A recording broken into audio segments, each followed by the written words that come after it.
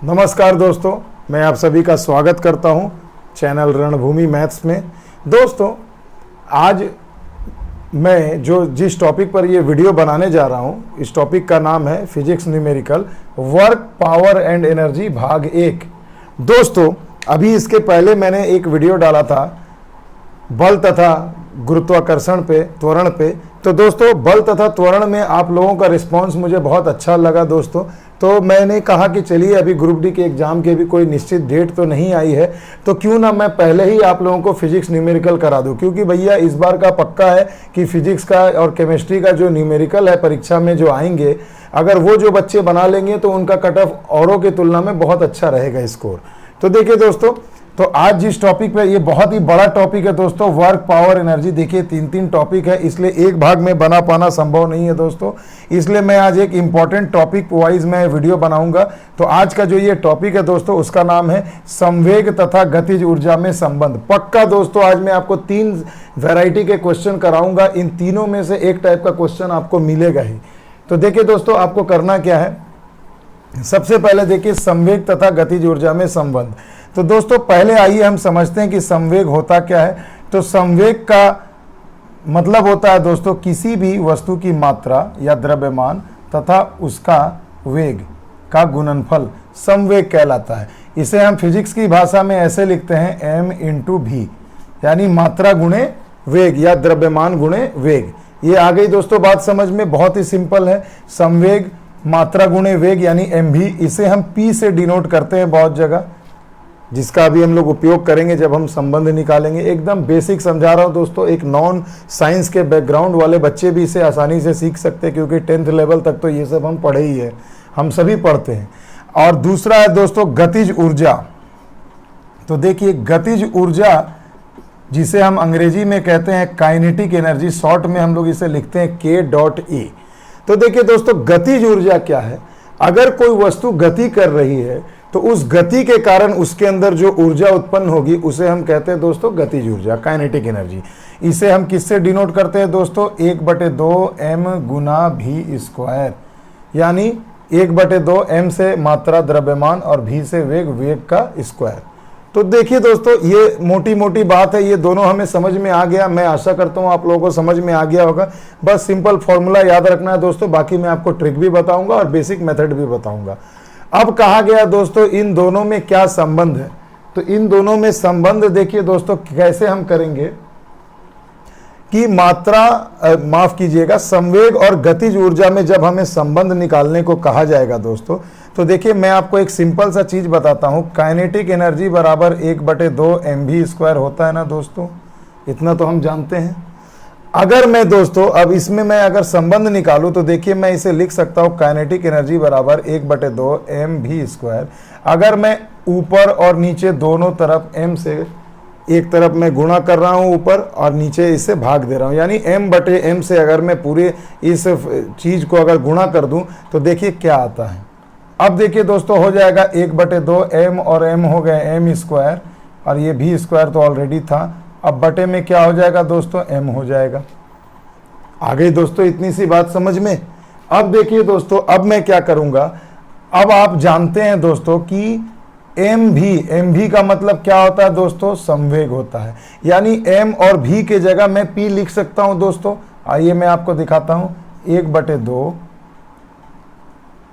पहले मैं लिख देता हूं काइनेटिक एनर्जी ताकि समझने में आसानी हो। काइनेटिक एनर्जी बराबर मैं लिख सकता हूं 1/2 m और v के जगह पे मैं अगर p लिख देता हूं, तो यहाँ mv देखिए स्क्वायर में है, तो यानी p² हो जाएगा और बटे में आपका एक m रह जाएगा।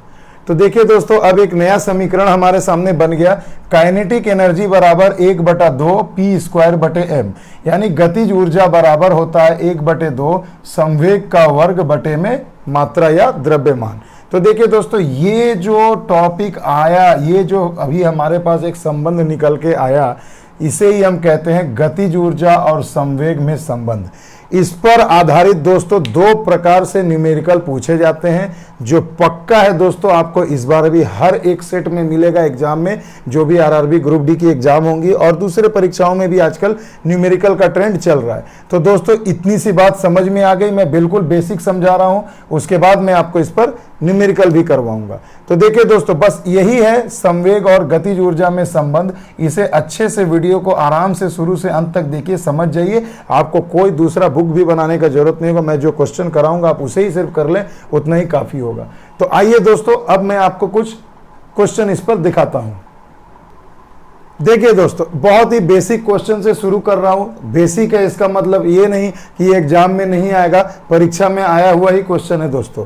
देखिए कहा गया है, अगर किसी वस्तु के वेग को दोगुना कर दिया जाए तो उसकी गतिज ऊर्जा कितनी बढ़ जाएगी।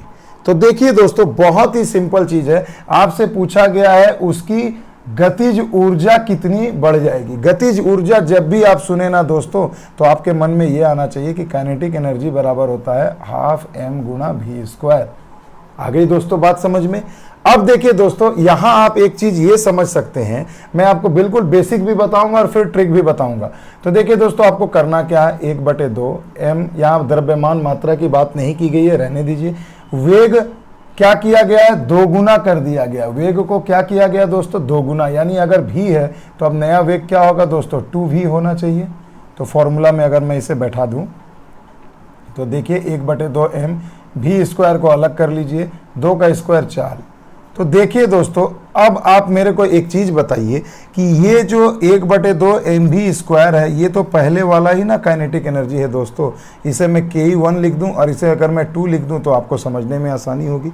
तो देखिए दोस्तों, 1/2 mv स्क्वायर जो आया, ये तो पहले वाला ही ना आया है दोस्तों। तो पहले का कितना गुना हो गया दोस्तों, 4 गुना। आ गई दोस्तों बात समझ में। ये देखिए, मैं इसे और अच्छे से थोड़ा लिख दूं, देखिए आप समझिए।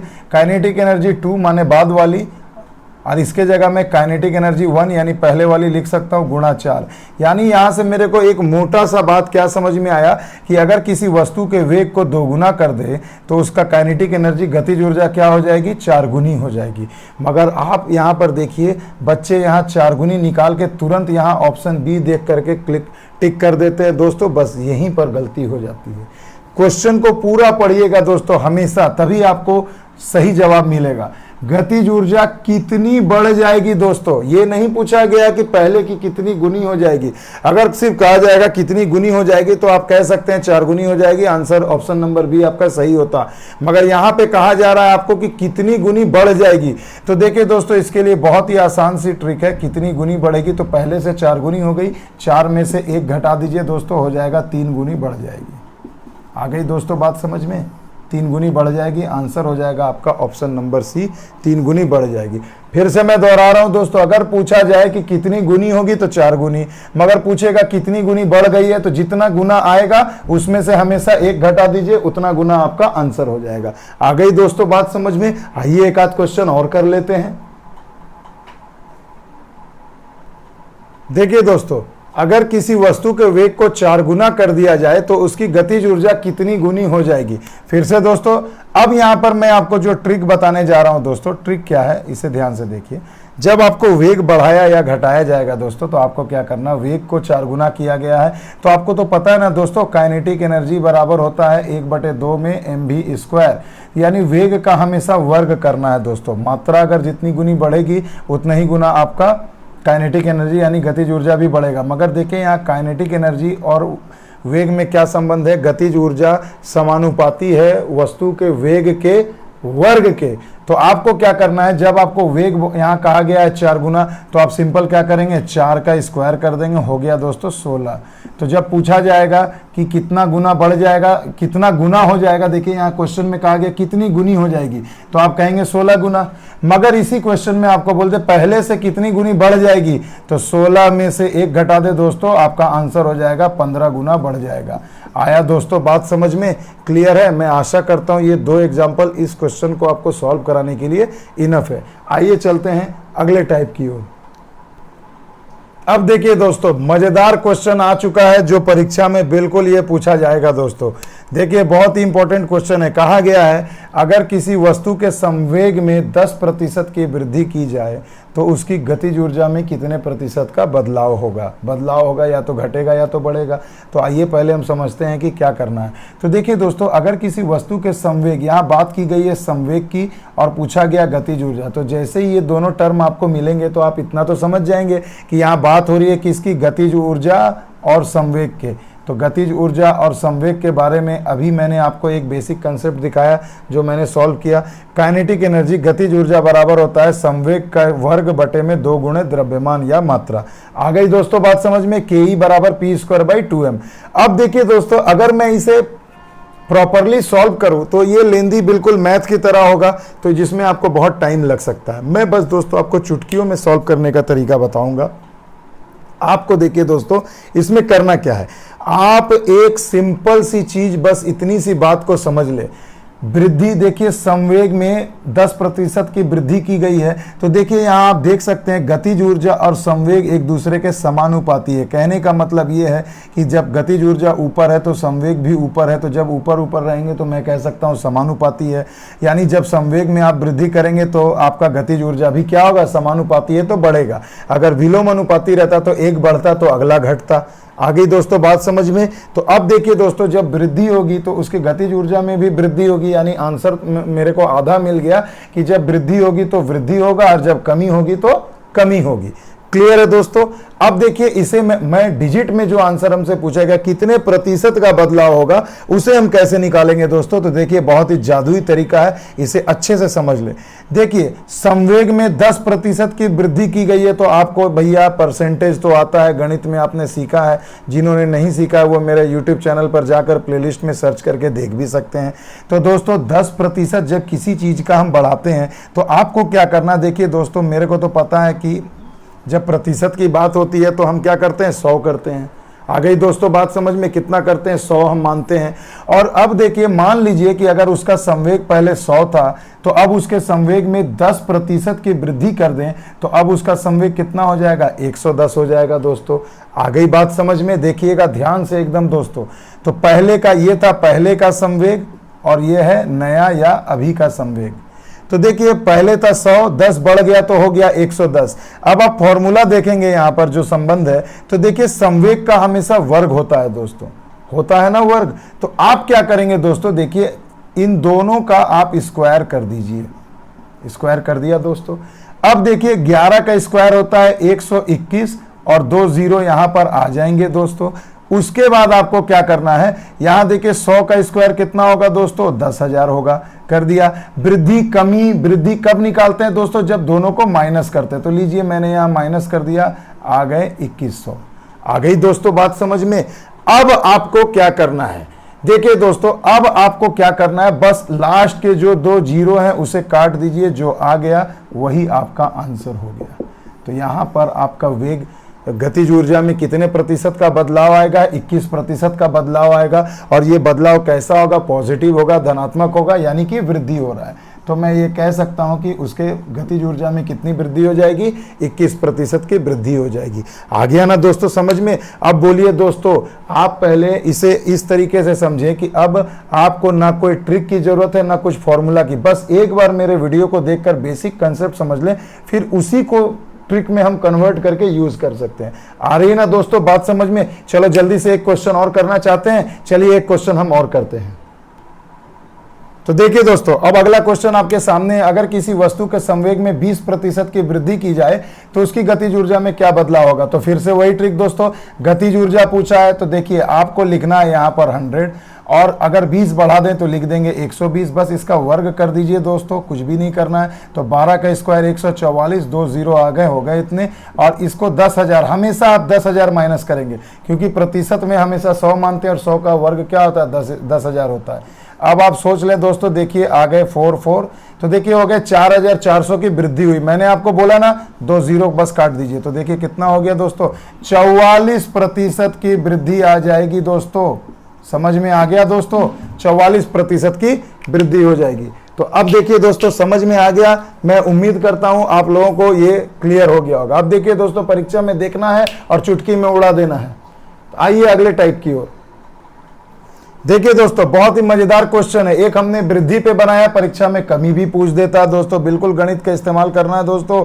अगर किसी वस्तु के संवेग में 20% की कमी की जाए तो उसकी गतिज ऊर्जा में कितने प्रतिशत का बदलाव होगा। तो फिर से देखिए दोस्तों, गतिज ऊर्जा मैंने आपको बताया कि दोनों एक दूसरे के समानुपाती होते हैं। गतिज ऊर्जा समानुपाती होता है किसका? संवेग के वर्ग का। यानी एक बढ़ेगा तो अगला भी बढ़ेगा, अगर एक घटेगा तो अगला भी घटेगा। इसलिए घटने बढ़ने से रिलेटेड हमें कुछ नहीं करना।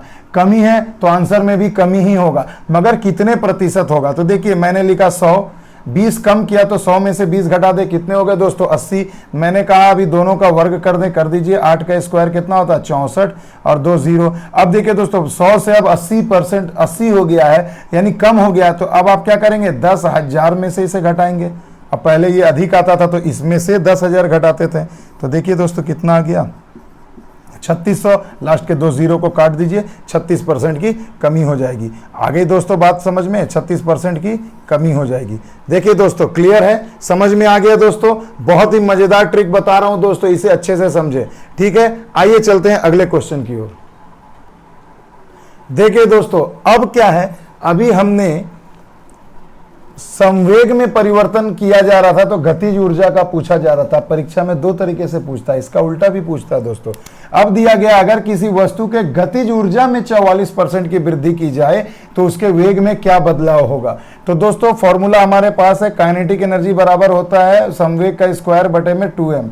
अब देखिए दोस्तों क्या पूछा जा रहा है, वेग में उसके, माफ करिएगा यहां संवेग होगा, हो जाए तो उसके संवेग में प्रतिशत बदलाव क्या होगा। तो दोस्तों पहले यह समझिए कि गतिज ऊर्जा में कितनी वृद्धि की गई है? 44%। तो उसके संवेग में, तो देखिए यहां पर आप गतिज ऊर्जा जब है वो, तो यहां पर संवेग क्या है? वर्ग में है ना दोस्तों, है ना। तो अब आपको इसके लिए एक जादुई ट्रिक बता रहा हूं दोस्तों, सवाल देख करके उड़ाना। देखो दोस्तों, आपको पता है कि अगर किसी वस्तु के गतिज ऊर्जा में 44, तो पहले यह सोचिए ना कि वस्तु की गतिज ऊर्जा कितनी थी दोस्तों? 100 थी। अब अगर मैं 44 वृद्धि करूंगा तो कितना होगा दोस्तों? 144 हो जाएगा। होगा दोस्तों, यहां तक बात क्लियर है? पिछले वाले ही मेथड से बता रहा हूं। मगर वहां दोस्तों आपको गतिज ऊर्जा पूछा जाता था, यहां आपको संवेग पूछा जा रहा। तो जब संवेग आपको पूछा जाएगा ना तो आप इसे रूट कर देंगे। देखिए दोस्तों, आ गई बात समझ में? गतिज ऊर्जा जब पूछा जाएगा तो आपको वर्ग करके घटाना है, और जब आपको संवेग पूछा जाएगा तो वर्गमूल करके घटाना है। आ गई दोस्तों ट्रिक समझ में? ये देखिए, ये हो गए 12 और ये हो जाएंगे 10। घटा दीजिए, कितना हो गया दोस्तों? 2। यानी पहले से कितना बढ़ेगा? 2। तो लिख दीजिए 2। और पहले कितना था? तो 100 का वर्गमूल अगर मैं करूं तो 10 आता है ना तो दोस्तों, तो नीचे हमेशा 10 रखिएगा और गुणा में 100%।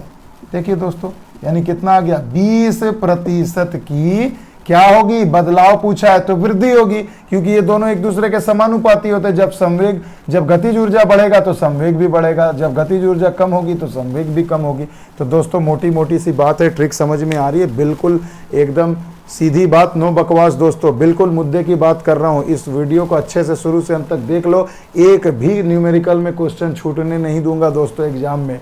आइए चलते हैं एक और क्वेश्चन की ओर। देखिए दोस्तों, अब मैं बहुत ही मजेदार चीज आपको बताने जा रहा हूं, इसे ध्यान से देखें। अगर किसी वस्तु के गतिज ऊर्जा में 19% की कमी हो जाए तो उसके संवेग में प्रतिशत बदलाव क्या होगा। तो दोस्तों फिर से वही चीज है, आप लिख दीजिए 100। अब 19% की कमी हो रही है तो 100 से 19 घटाइए दोस्तों, कितना हो गया? 81। दोनों का वर्गमूल कर दीजिए दोस्तों, यहां आ गए 9, यहां आ गए 10। तो कितना कम हुआ दोस्तों? देखिए 1 घट गया। समझ में आई दोस्तों? अब पहले कितना था? 10 था, तो 10 रख दें गुणा 100% लाने के लिए। तो देखिए यहाँ पर हो गया 10% की कमी हो जाएगी। आ गई दोस्तों बात समझ में? देखिए ट्रिक एकदम धांसू है दोस्तों, बिल्कुल काम करेगा दोस्तों। अब आप सोचिए दोस्तों, जरा सा आपको यहाँ पर बस यही मैं आपको समझाना चाहता हूँ दोस्तों कि ये देखिए कठिन चीज़ें नहीं है। अगले वीडियो में, वीडियो बहुत बड़ा ना हो जाए दोस्तों, आपको समझने में दिक्कत ना हो, इसलिए मैं इसे पार्ट पार्ट करके बनाऊंगा। तो ये जो मैंने 3 टाइप के आपको जो क्वेश्चन कराए हैं, तो टोटल दोस्तों देखिए 6 से 7 क्वेश्चन हो गए हैं। इसे अच्छे से समझें, अच्छे से प्रैक्टिस करें और अगले वीडियो का इंतजार करें दोस्तों। और भी धांसू और भी जबरदस्त ट्रिक के साथ मैं लाने वाला हूं। तो मिलते हैं दोस्तों अगले वीडियो में नए टॉपिक, नए कंसेप्ट के साथ। तब तक के लिए जय हिंद, जय भारत।